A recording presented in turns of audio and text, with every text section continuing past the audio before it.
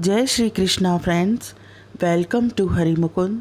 आइए आज श्रीमद् भागवत पुराण के 11वें स्कंद का 10वां अध्याय शुरू करते हैं। इसमें लौकिक तथा पारलौकिक भोगों की असारता का निरूपण बताया गया है।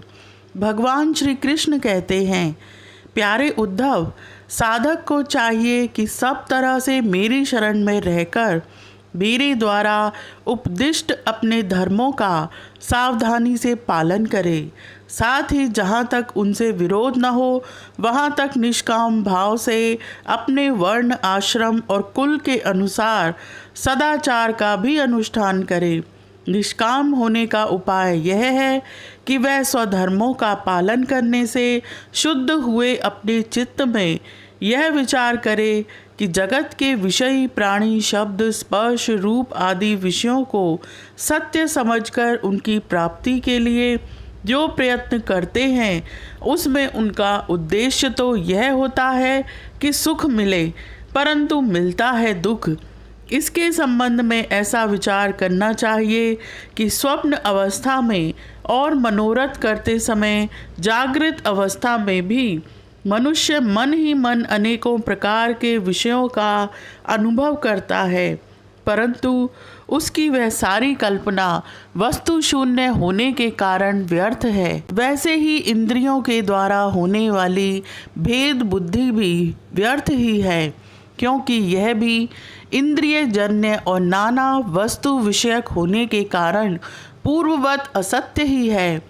जो मनुष्य मेरी शरण में है उसे अंतर्मुख करने वाले निष्काम अथवा नित्य कर्म ही करने चाहिए। उन कर्मों का बिल्कुल परित्याग कर देना चाहिए जो बहिर्मुख बनाने वाले अथवा सकाम हों। जब आत्मज्ञान की उत्कट इच्छा जाग उठे तब तो कर्म संबंधी विधि विधानों का भी आदर नहीं करना चाहिए। अहिंसा आदि यमों का तो आदर पूर्वक सेवन करना चाहिए, परंतु शौच, पवित्रता आदि नियमों का पालन शक्ति के अनुसार और आत्मज्ञान के विरोधी न होने पर ही करना चाहिए। जिज्ञासु मनुष्य के लिए यम और नियमों के पालन से भी बढ़कर आवश्यक बात यह है कि वह अपने गुरु की, जो मेरे स्वरूप को जानने वाले और शांत हों, मेरा ही स्वरूप समझकर सेवा करे। शिष्य को अभिमान न करना चाहिए। वह कभी किसी से डा न करे, किसी का बुरा न सोचे। वह प्रत्येक कार्य में कुशल हो, उसे आलस्य छू न जाए, उसे कहीं भी ममता न हो, गुरु के चरणों में दृढ़ अनुराग हो, कोई काम हड़बड़ा कर न करे, उसे सावधानी से पूरा करे, सदा परमार्थ के संबंध में ज्ञान प्राप्त करने की इच्छा बनाए रखे, किसी के गुणों में दोष न निकाले और व्यर्थ की बात न करे। जिज्ञासु का परम धन है आत्मा, इसलिए वह स्त्री, पुत्र, घर, खेत, स्वजन और धन आदि संपूर्ण पदार्थों में एक सम आत्मा को देखे और किसी में कुछ विशेषता का आरोप करके उससे ममता न करे। उदासीन रहे। जैसे जलने वाली लकड़ी से उसे जलाने और प्रकाशित करने वाली आग सर्वथा अलग है, ठीक वैसे ही विचार करने पर जान पड़ता है कि पंचभूतों का बना स्थूल शरीर और मन, बुद्धि आदि 17 तत्वों का बना सूक्ष्म शरीर दोनों ही दृश्य और जड़ हैं, तथा उनको जानने और प्रकाशित करने वाला आत्मा साक्षी एवं स्वयं प्रकाश है। शरीर अनित्य, अनेक एवं जड़ है। आत्मा नित्य, एक एवं चेतन है। इस प्रकार देह की अपेक्षा आत्मा में महान विलक्षणता है, अतएव देह से आत्मा भिन्न है। जब आग लकड़ी में प्रज्वलित होती है तब लकड़ी के उत्पत्ति, विनाश, बड़ाई, छोटाई और अनेकता आदि सभी गुण वह स्वयं ग्रहण कर लेती है, परंतु सच पूछो तो लकड़ी के उन गुणों से आग का कोई संबंध नहीं है। वैसे ही जब आत्मा अपने को शरीर मान लेता है तब वह देह के जड़ता, अनित्यता, स्थूलता, अनेकता आदि गुणों से सर्वथा रहित होने पर भी उनसे युक्त जान पड़ता है। ईश्वर के द्वारा नियंत्रित माया के गुणों ने ही सूक्ष्म और स्थूल शरीर का निर्माण किया है। जीव को शरीर और शरीर को जीव समझ लेने के कारण ही स्थूल शरीर के जन्म मरण और सूक्ष्म शरीर के आवागमन का आत्मा पर आरोप किया जाता है। जीव को जन्म मृत्यु रूप संसार इसी भ्रम के कारण प्राप्त होता है। आत्मा के स्वरूप का ज्ञान होने पर उसकी जड़ कट जाती है। इस जन्म मृत्यु रूप संसार का कोई दूसरा कारण नहीं, केवल अज्ञान ही मूल कारण है। इसलिए अपने वास्तविक स्वरूप को, आत्मा को जानने की इच्छा करनी चाहिए। अपना यह वास्तविक स्वरूप समस्त प्रकृति और प्राकृत जगत से अतीत, द्वैत की गंध से रहित एवं अपने आप में ही स्थित है। उसका और कोई आधार नहीं है। उसे जानकर धीरे धीरे स्थूल शरीर, सूक्ष्म शरीर आदि में जो सत्यत्व बुद्धि हो रही है उसे क्रमशः मिटा देना चाहिए। यज्ञ में जब अरणि मंथन करके अग्नि उत्पन्न करते हैं तो उसमें नीचे ऊपर 2 लकड़ियां रहती हैं और बीच में मंथन काष्ठ रहता है। वैसे ही विद्या रूप अग्नि की उत्पत्ति के लिए आचार्य और शिष्य तो नीचे ऊपर की अरणियाँ हैं तथा उपदेश मंथन काष्ठ है। इनसे जो ज्ञान अग्नि प्रज्वलित होती है वह विलक्षण सुख देने वाली है। इस यज्ञ में बुद्धिमान शिष्य सद्गुरु के द्वारा जो अत्यंत विशुद्ध ज्ञान प्राप्त करता है वह गुणों से बनी हुई विषयों की माया को भस्म कर देता है। तत्पश्चात वे गुण भी भस्म हो जाते हैं जिनसे कि यह संसार बना हुआ है। इस प्रकार सबके भस्म हो जाने पर जब आत्मा के अतिरिक्त और कोई वस्तु शेष नहीं रह जाती तब वह ज्ञान अग्नि भी ठीक वैसे ही अपने वास्तविक स्वरूप में शांत हो जाती है जैसे समिधा न रहने पर आग बुझ जाती है। प्यारे उद्धव, यदि तुम कदाचित कर्मों के कर्ता और सुख दुखों के भोक्ता जीवों को अनेक तथा जगत काल वेद और आत्माओं को नित्य मानते हो, साथ ही समस्त पदार्थों की स्थिति प्रवाह से नित्य और यथार्थ स्वीकार करते हो तथा यह समझते हो कि घट घट आदि बाह्य आकृतियों के भेद से उनके अनुसार ज्ञान ही उत्पन्न होता और बदलता रहता है, तो ऐसे मत के मानने से बड़ा अनर्थ हो जाएगा। क्योंकि इस प्रकार जगत के कर्ता आत्मा की नित्य सत्ता और जन्म मृत्यु के चक्कर से मुक्ति भी सिद्ध न हो सकेगी। यदि कदाचित ऐसा स्वीकार भी कर लिया जाए तो देह और संवत्सर आदि कालावयवों के संबंध से होने वाली जीवों की जन्म मरण आदि अवस्थाएं भी नित्य होने के कारण दूर न हो सकेंगी। क्योंकि तुम देह आदि पदार्थ और काल की नित्यता स्वीकार करते हो। इसके सिवा यहाँ भी कर्मों का कर्ता तथा सुख दुख का भोक्ता जीव परतंत्र ही दिखाई देता है। यदि वह स्वतंत्र हो तो दुख का फल क्यों भोगना चाहेगा। इस प्रकार सुख भोग की समस्या सुलझ जाने पर भी दुख भोग की समस्या तो उलझी ही रहेगी। अतः इस मत के अनुसार जीव को कभी मुक्ति या स्वतंत्रता प्राप्त ना हो सकेगी। जब जीव स्वरूपता परतंत्र है, विवश है, तब तो स्वार्थ या परमार्थ कोई भी उसका सेवन न करेगा। अर्थात वह स्वार्थ और परमार्थ दोनों से ही वंचित रह जाएगा। यदि यह कहा जाए कि जो भली भांति कर्म करना जानते हैं वे सुखी रहते हैं और जो नहीं जानते उन्हें दुख भोगना पड़ता है, तो यह कहना भी ठीक नहीं। क्योंकि ऐसा देखा जाता है कि बड़े बड़े कर्म कुशल विद्वानों को भी कुछ सुख नहीं मिलता और मूढ़ों का भी कभी दुख से पाला नहीं पड़ता। इसलिए जो लोग अपनी बुद्धि या कर्म से सुख पाने का घमंड करते हैं उनका वह अभिमान व्यर्थ है।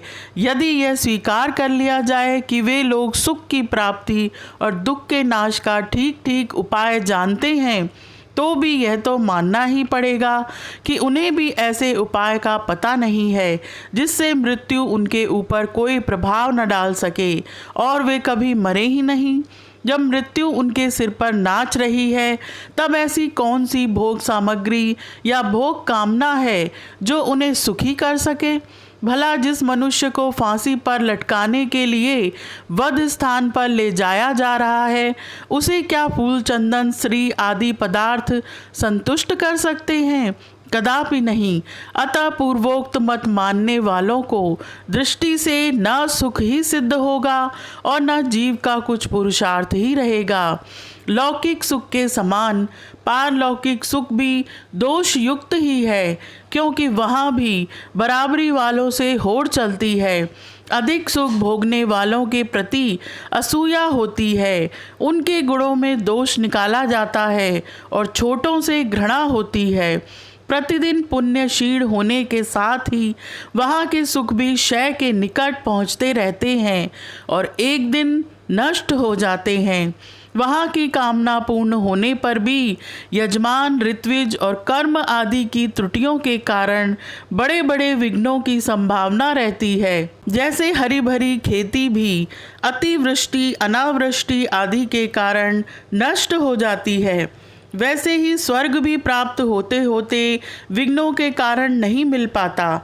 यदि यज्ञ, याग आदि धर्म बिना किसी विघ्न के पूरा हो जाए तो उसके द्वारा जो स्वर्ग आदि लोक मिलते हैं, उनकी प्राप्ति का प्रकार मैं बतलाता हूँ, तुम सुनो। यज्ञ करने वाला पुरुष यज्ञों के द्वारा देवताओं की आराधना करके स्वर्ग में जाता है और वहाँ अपने पुण्य कर्मों के द्वारा उपार्जित दिव्य भोगों को देवताओं के समान भोगता है। उसे उसके पुण्यों के अनुसार एक चमकीला विमान मिलता है और वह उस पर सवार होकर सुसुंदरियों के साथ विहार करता है। गंधर्वगण उसके गुणों का गान करते हैं और उसके रूप लावण्य को देखकर दूसरों का मन लुभा जाता है।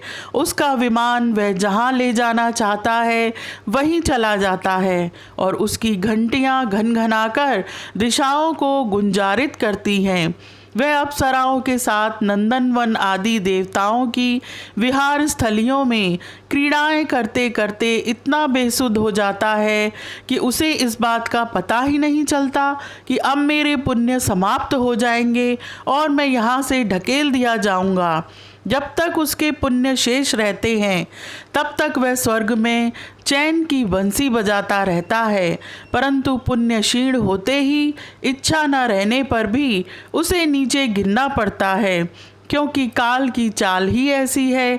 यदि कोई मनुष्य दुष्टों की संगति में पड़कर अधर्म परायण हो जाए, अपनी इंद्रियों के वश में होकर मनमानी करने लगे, लोभवश दाने दाने में कृपणता करने लगे, लंपट हो जाए अथवा प्राणियों को सताने लगे और विधि विरुद्ध पशुओं की बलि देकर भूत और प्रेतों की उपासना में लग जाए, तब तो वह पशुओं से भी गया बीता हो जाता है और अवश्य ही नरक में जाता है।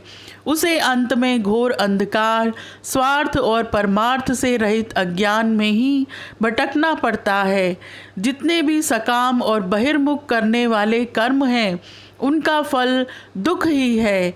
जो जीव शरीर में अहंता ममता करके उन्हीं में लग जाता है, उसे बार बार जन्म पर जन्म और मृत्यु पर मृत्यु प्राप्त होती रहती है। ऐसी स्थिति में मृत्यु धर्मा जीव को क्या सुख हो सकता है? सारे लोक और लोकपालों की आयु भी केवल एक कल्प है, इसलिए मुझसे भयभीत रहते हैं। औरों की तो बात ही क्या, स्वयं ब्रह्मा भी मुझसे भयभीत रहते हैं, क्योंकि उनकी आयु भी काल से सीमित केवल 2 परार्ध है, सत्व, रज और तम।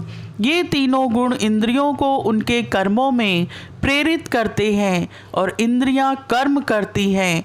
जीव अज्ञानवश सत्व, रज आदि गुणों और इंद्रियों को अपना स्वरूप मान बैठता है और उनके किए हुए कर्मों का फल सुख दुख भोगने लगता है।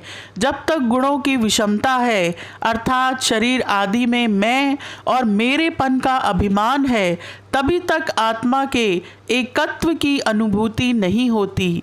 वह अनेक जान पड़ता है। और जब तक आत्मा की अनेकता है तब तक तो उन्हें काल अथवा कर्म किसी के अधीन रहना ही पड़ेगा। जब तक परतंत्रता है तब तक ईश्वर से भय बना ही रहता है। जो मैं और मेरेपन के भाव से ग्रस्त रहकर आत्मा की अनेकता, परतंत्रता आदि मानते हैं और वैराग्य न ग्रहण करके बहिर्मुख करने वाले कर्मों का ही सेवन करते रहते हैं, उन्हें शोक और मोह की प्राप्ति होती है। जब माया के गुणों में शोभ होता है तब मुझ आत्मा को ही काल, जीव, वेद, लोक, स्वभाव और धर्म आदि अनेक नामों से निरूपण करने लगते हैं। ये सब मायामय हैं। वास्तविक सत्य मैं आत्मा ही हूँ। उद्धव जी ने पूछा, हे भगवान, यह जीव देह आदि रूप गुणों में ही रह रहा है, फिर देह से होने वाले कर्मों या सुख दुख आदि रूप फलों में क्यों नहीं बंधता है? अथवा यह आत्मा गुणों से निर्लिप्त है, देह आदि के संपर्क से सर्वथा रहित है, फिर इसे बंधन की प्राप्ति कैसे होती है? बद्ध अथवा मुक्त पुरुष कैसा बर्ताव करता है? वह कैसे विहार करता है? या वह किन लक्षणों से पहचाना जाता है? कैसे भोजन करता है और मल त्याग आदि कैसे करता है? कैसे सोता है, कैसे बैठता है और कैसे चलता है? प्रश्न का मर्म जानने वालों में आप श्रेष्ठ हैं, इसलिए आप मेरे इस प्रश्न का उत्तर दीजिए। एक ही आत्मा अनादि गुणों के संसर्ग से नित्य बद्ध भी मालूम पड़ता है और असंग होने के कारण नित्य मुक्त भी। इस बात को लेकर मुझे भ्रम हो रहा है। यह अध्याय यहीं समाप्त होता है। आज के लिए इतना ही।